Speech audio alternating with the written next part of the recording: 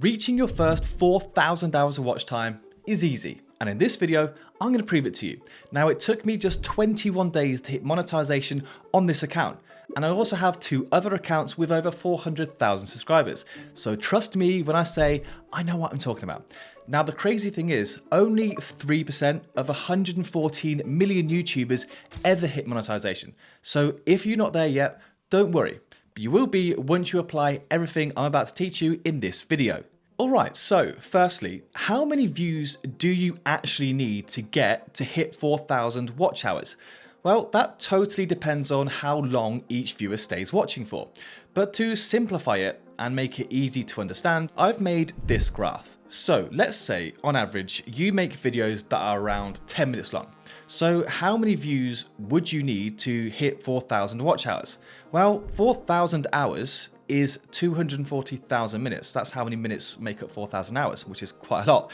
So if you were making videos that were 10 minutes long, and you had an average view duration of around 20%, which means most people watching your videos are watching on average for 2 minutes out of the 10-minute video, you would need around 120,000 views, because 120,000 views times 2 minutes equals 240,000 minutes, which is obviously 4,000 hours of watch time. However, on the other hand, let's say your viewers were watching an average of 3 minutes of your videos before they click off. In this case, you would only need 80,000 views, because 80,000 times 3 is 240,000 minutes.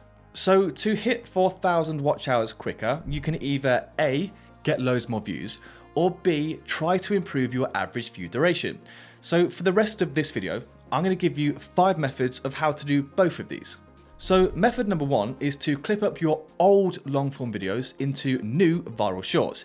Now you might be thinking, obviously shorts don't count towards your 4,000 hours of watch time, and you would be right. However, there is actually a sneaky trick you can do to directly boost your overall watch time on your long form by using shorts. And you'd be surprised at just how many people don't know you can do this. So if you do create a lot of long form content and you've already got a fair few videos on your channel, I'm going to recommend that you go in and clip up every long form video you have into like 5 new viral shorts. And you might be thinking, well, that's loads. How am I supposed to do that?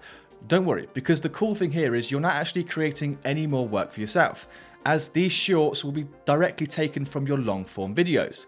And by doing this, you can pump out loads of shorts that all directly relate to your long form content. And the tool I would use here is Nexus Clips. It's an AI tool that basically analyzes your video, picks out the best segments, and then creates up to 5 viral shorts from one single video.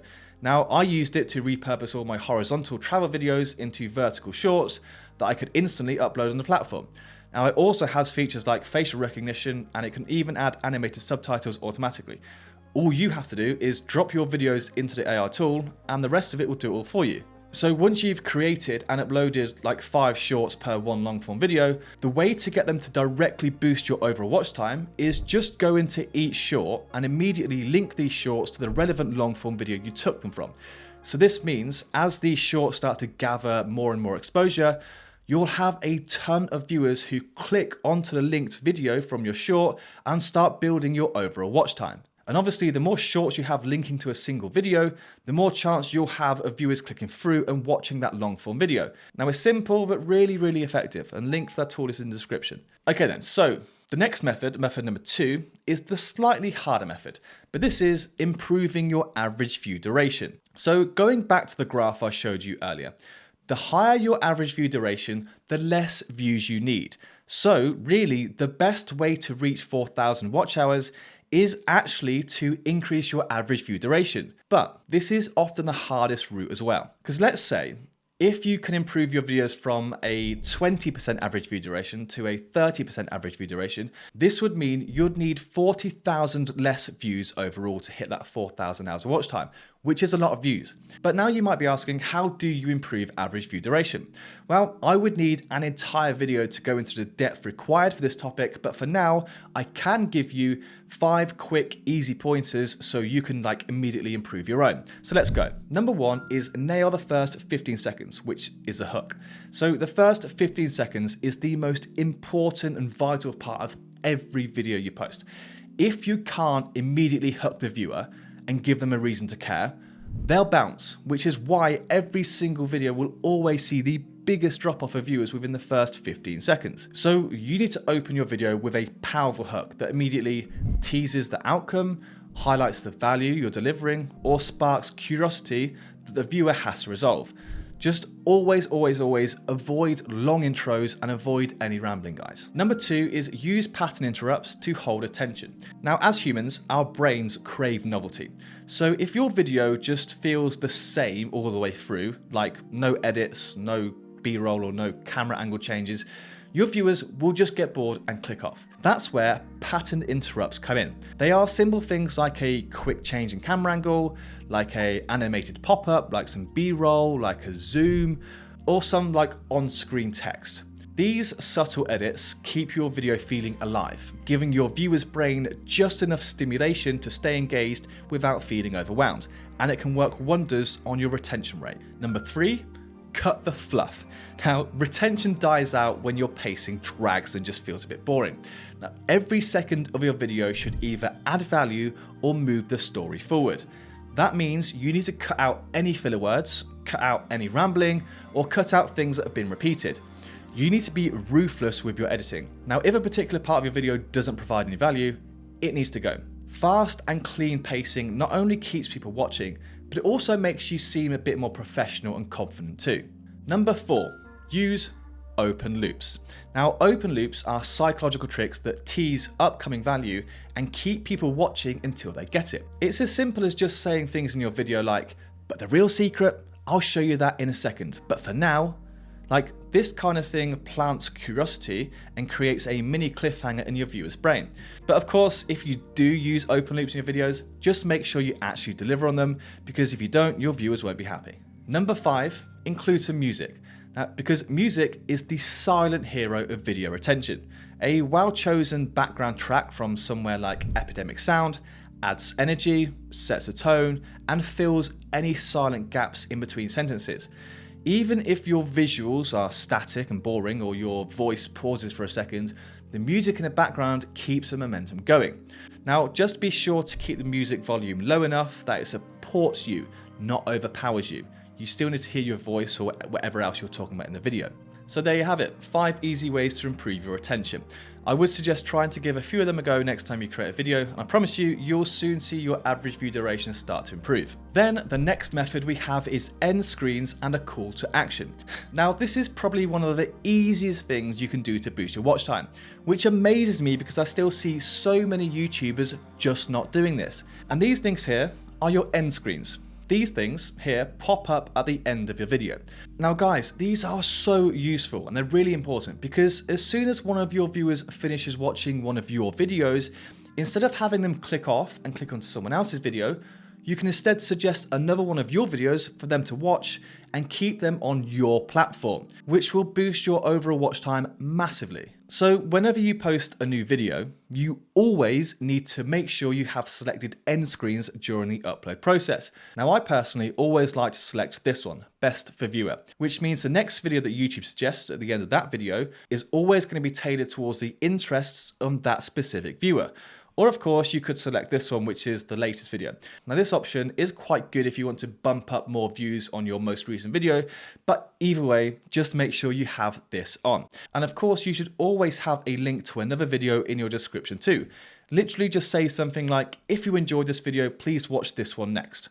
And then finally, just put this as a pinned comment as well. So everywhere at the end screen of your video, in the description of your video, and in the comments of your video, you're linking one of your next videos for your viewers to click onto. And this will keep them there on your channel for longer, boosting your overall watch time. I promise you it works an absolute treat. Then the next method we have is video chapters. Now, you may have seen me mention these quite a lot before, but that's because I love them, and I pretty much include them in like 99% of my videos.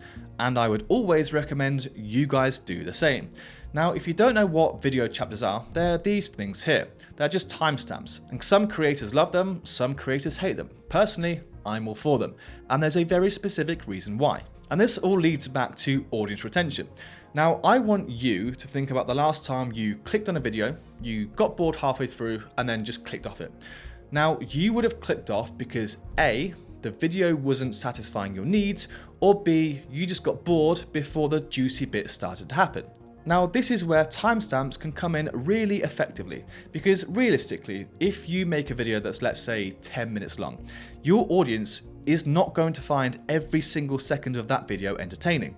There are naturally going to be some bits of the video where your viewers start zoning out or getting bored. Now, if you don't include video chapters, many of your viewers will just end up clicking off as soon as they get bored because they will just doubt the value of the rest of the video. However, if you do include these timestamps, when your viewers start to get bored, instead of just clicking off the video, they'll instead go to the timestamp list down below and select a new section as like a final attempt to keep watching the video and trying to enjoy it. And they might even find that the next section they click on might be far more enjoyable and they'll decide to stick around and watch more. So this will actually increase your average view duration because they're choosing to stick around and give your video another go instead of just clicking off. So I hope that makes sense. Now, the final method I want to cover is getting your viewers to comment mid-video. Now, this must sound really obvious and like basic level YouTube growth stuff. Obviously, everyone wants viewers to comment on their videos, but you just need to be creative in the way you get your viewers to comment, because you can't literally just say something like, oh, please comment down below to help me with my watch time. That's just not going to work. Instead, the way you need to do this is you need to make it feel natural and organic, like a subtle nudge to get down there in the comment section. Now, for me, I try to do this in a couple of different ways. I like to create a space where other creators can go and find other people in the niche to connect with, or I will ask a specific question about what my viewers are struggling with. So you need to find a way to stir up conversation amongst your own audience. Find out their pain points, find out what they want to talk about, and initiate conversation. Now, the reason I do this is because it increases my watch time in two different ways. Firstly, the more comments viewers leave, the better the algorithm rating. And the better the algorithm rating means the more YouTube is going to push it out. And the more YouTube pushes it out, the more views I get as a result. And of course, the more views you get, the more watch time you get. And secondly, it obviously takes time for people to scroll down and leave a comment. So they are automatically increasing my watch time the longer they spend down there in the comment section, leaving comments and reading other people's comments. Now, it's obviously not a huge amount of time, but every second counts, especially if you're not yet monetized. So guys, just always try to get people to leave comment sections down there in the comment section below. I promise you, it really will help your watch time. Now, if you enjoyed this video, you found it helpful, and you want to take your YouTube growth even further, check out my YouTube Wealth Accelerator. It's an online course packed full of value, and I've just put it on sale for $150. It's the most affordable and in-depth course out there on the market. Link is in the description. I would love to see all you guys inside. If not, YouTube has decided that this video that pops up on screen right now is the best fit for you. So watch it now and let me know what you think.